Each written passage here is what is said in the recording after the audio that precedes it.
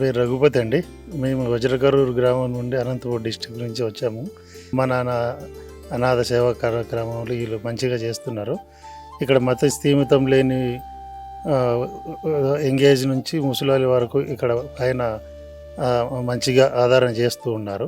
ఇక్కడ వెళ్ళి చూసాము, అంతా మాకు మంచిగా అనిపించింది. ఇక్కడ గురూజీ గారు, శంకర్ గారు, వాళ్ళ సతీమణి గారు, శ్రావణి గారు ఈ కార్యక్రమాన్ని మంచిగానే జరిపిస్తూ ఉన్నారు. ఇట్లాంటి మత స్థిమితం లేని వాళ్ళు రోడ్డు మీద చాలామంది తిరుగుతూ పోలీసుల ద్వారా మరి వేరే ఇతర ద్వారా తీసుకొచ్చి ఇక్కడ జాయిన్ చేస్తున్నారు.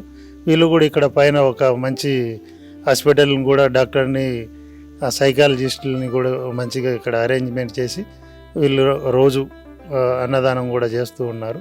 మంచి వాళ్ళ భౌగోళం కూడా చూసుకొని వాళ్ళ ద్వారా ఏమైనా మంచి డాక్టర్ల ద్వారా మంచిగా అవుతుంది అని తెలిస్తేనేమంటే వాళ్ళ బంధువులకి ఇన్ఫార్మ్ చేసి పోలీసుల ద్వారానే వాళ్ళకి హ్యాండ్ ఓవర్ చేస్తున్నారు. రోడ్డు మీద మతిస్థిమితం లేని వాళ్ళని తీసుకొచ్చి ఇక్కడ ట్రీట్మెంట్ ఇవ్వడం చాలా మంచి పని. అది చాలా బాగుంది, చాలా బాగా అనిపించింది చూశాక.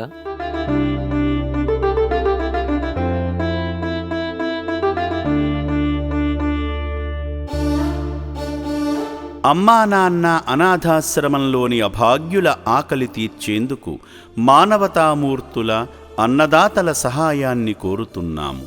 ఈ రక్షణాలయంలో జీవిస్తున్న నిర్భాగ్యులకు 3 పూటలా అన్నదానం చేసేందుకు నిత్యావసర వంట సామగ్రి నిల్వలు సరిపోక ఇబ్బంది అవుతోంది. ఈ స్థితిలో ఆకలి తీర్చే మానవతామూర్తుల సాయం కోసం ఈ అభాగ్యులు ఆశగా చూస్తున్నారు. దయగల దాతలారా, వీళ్ళు మీ బిడ్డలే అనుకుని నిత్యావసర వంట సరుకులను అందిస్తే వాళ్ల ఆకలి తీరడం ద్వారా ఆ పుణ్యమంతా మీకే దక్కుతుంది. సేవాభావంతో మీరిచ్చే కేజీ బియ్యంతో 4 అభాగ్యులు కడుపు నిండా తింటారు. 3 పూటల 1800 మంది ఆకలి తీర్చాలంటే ఎంత కష్టమో ఒక్కసారి ఆలోచించండి. దయచేసి బియ్యము, పప్పు, నూనె, కూరగాయలు ఇలా ఏదైనా సాయమందించి శ్రీ పుణ్యలింగేశ్వరుని అనుగ్రహానికి పాత్రులు కండి.